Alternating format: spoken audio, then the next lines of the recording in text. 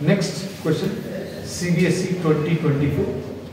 The statement of the problem given in the description is as follows. An electron moving with a velocity. Electron is moving with a velocity. Velocity की हुई है 1 into 10 to the power of 7 meters per second. I cap plus 0.5 into 10 to the power of 7 meters per second.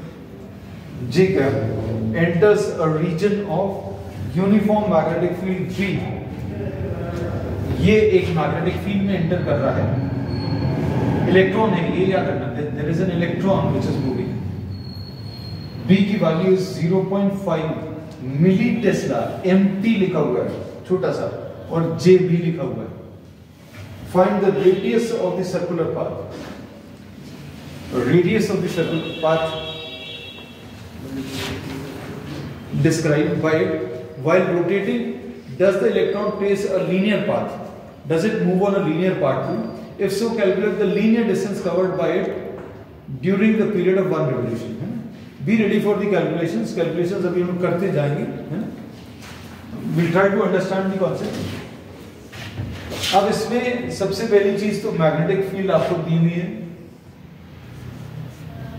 इस direction में magnetic field क्यों बनाई है? What is the reason? This is given 0.5 milli tesla J. तो ये 0.5 MT दिया है B की वैल्यू एंड J ऐसा कुछ दिया.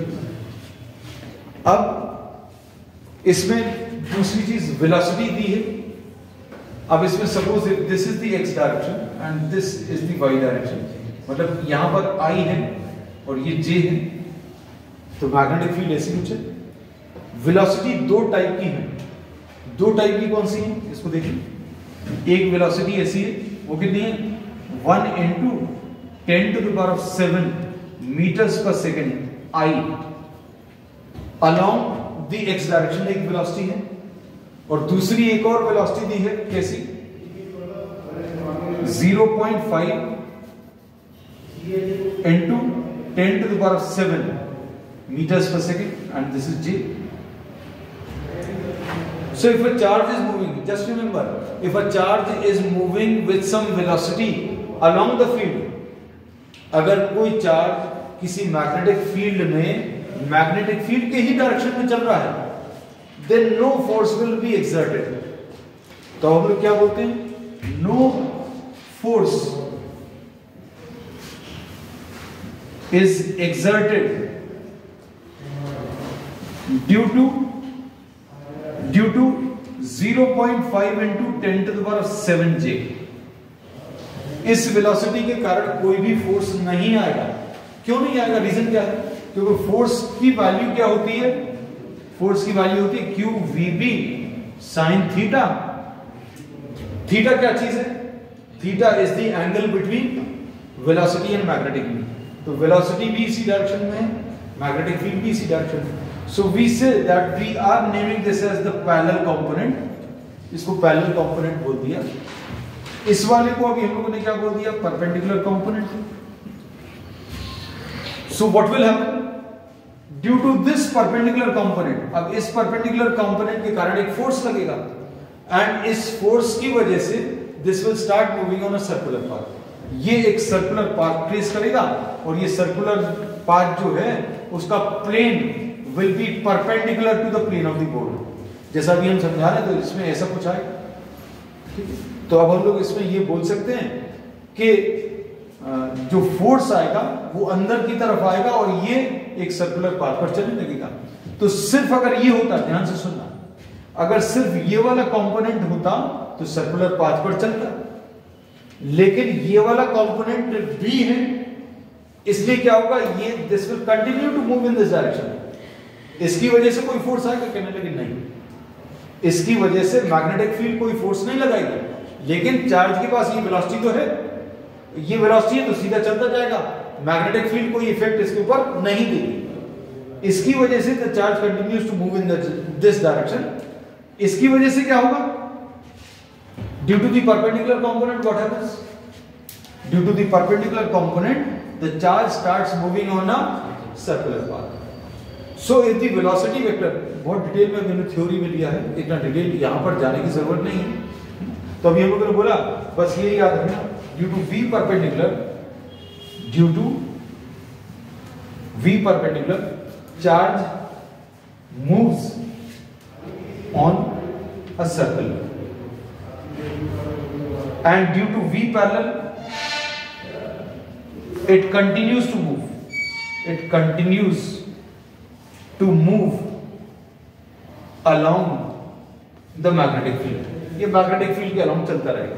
अब दोनों चीजें होंगी, दोनों चीजें कौन सी होंगी? सर्कल पर भी चल रहा है और मैग्नेटिक फील्ड के अलोंग भी चल रहा है। सर्कल पर भी चलता जा रहा है और मैग्नेटिक फील्ड पर के अलोंग भी मूव कर रहा है। ऐसे में भी चल रहा है और सर्कल पर भी चल रहा है। Radius of the circular path कितना आएगा बताओ? Radius of the circular path का formula m into v upon q v होता है। और ये कौन सा वाला कंपोनेंट होता है? V perpendicular. Substitute the values. Mass कितना है? 9.1 into 10 to the power -31। V perpendicular कितना है? 1 into 10 to the power 7। Charge कितना है? 1.6 into 10 to the power -19। B कितना है? 0.5 अपॉन 1000। अपॉन 1000 क्यों किया देखो जरा, मिली टेस्ला। कितना आ जाएगा? 9.1 अपॉन 1.6 इंटू 0.5 इंटू 10 का पावर -31 प्लस 7। ये 1000 ऊपर जाएगा तो +3 और ये -19 भी ऊपर जाकर +19, ऐसा कुछ आएगा। तो ये 10 के पावर्स कितने आ जाएंगे बेटा बोलो? 10 के पावर्स 3 + 19 22 22 + 27 29 29 -31 मतलब -2। और इधर कितना आ जाएगा? दोनों के डेसिमल्स हटाते हैं बिंदु, ये कितना आ जाएगा? 91 अपॉन 1.6 इंटू 5। ये दोनों के डेसिमल्स हटा दिए, 9.1 और 0.5 के, ये आ जाएगा 91 upon 8 into 10 to the power -2। Solve करो radius of the circular path.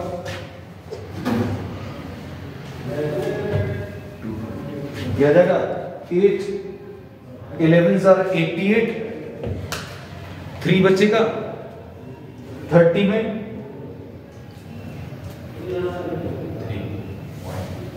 8 11s are 3 आएगा और उसके बाद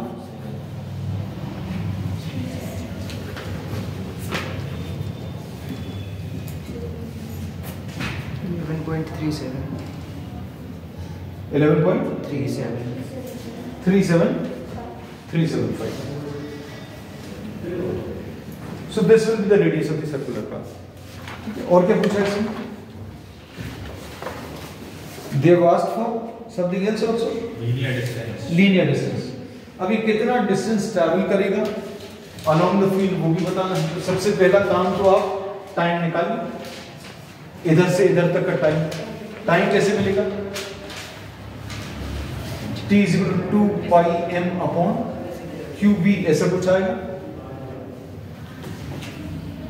2 into pi into m 9.1 into 10 to the power -31 upon Q 1.6 into 10 to the power -19 into B कितना है? 0.5 मिली टेस्ला।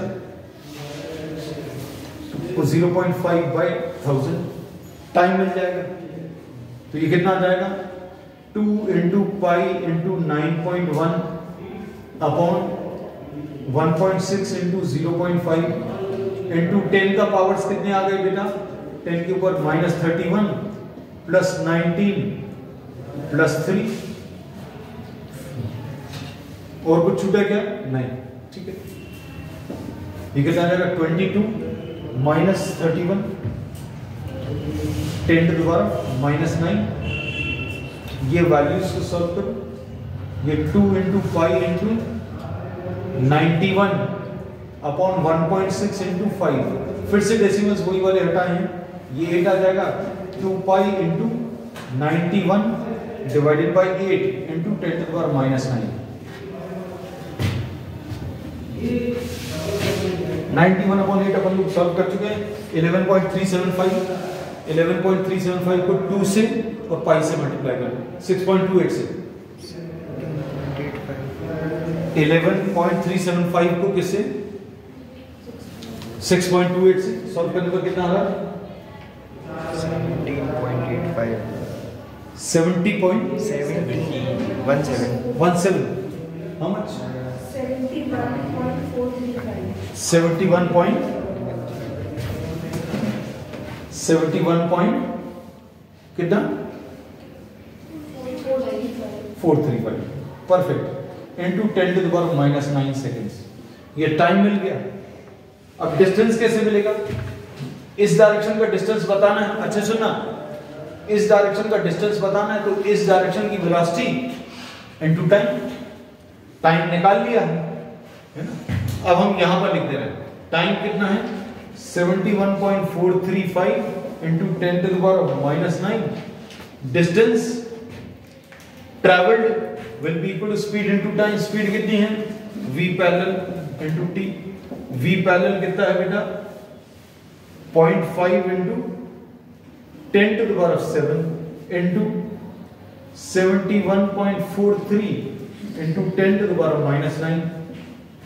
सॉल्व अगर करोगे तो 10 के ऊपर -2 और 71.43 मतलब 35 या 35 पॉइंट कुछ मिलेगा, 35.71 क्योंकि आधा करना है इसका into 10 to the power -2 meters। So this will be the answer। ठीक है।